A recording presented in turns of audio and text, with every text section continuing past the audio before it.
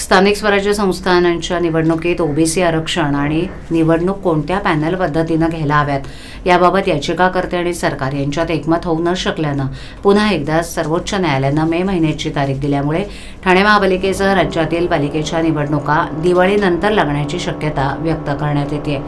राज्यातील ठाणे महापालिकेसह 27 महापालिका, नगरपालिका, नगरपरिषदा यांच्या निवडणुका 2 ते 5 वर्ष रखडल्यात। या सर्व महापालिका आणि नगरपालिकांचा कारभार प्रशासकांच्या हातात आहे। मागील अनेक वर्ष स्थानिक स्वराज्य संस्थांच्या निवडणुकीत ओबीसी वर्गाला किती टक्के आरक्षण द्यायचं तसंच 3 की 4 सदस्यांच्या पॅनल पद्धतीनं निवडणूक घ्यायची या प्रश्नावर सर्वोच्च न्यायालयात याचिका दाखल करण्यात आल्यात। या याचिकांवर थोडा वेळ सुनावणी घेण्यात आली, परंतु आरक्षण आणि पॅनल याबाबत याचिकाकर्ते आणि सरकार यांच्यात एकमत होऊ शकलेलं नाही।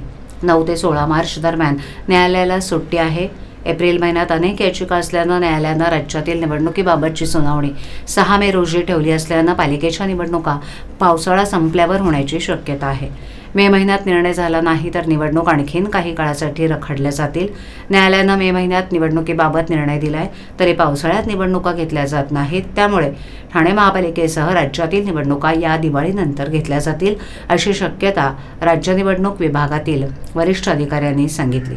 ठाणे महापालिका निवडणूक होण्याची शक्यता असल्यानं गुडघ्याला बाशिंग बांधून बसलेल्या इच्छुक उमेदवारांचा मात्र हिरमोड झालाय।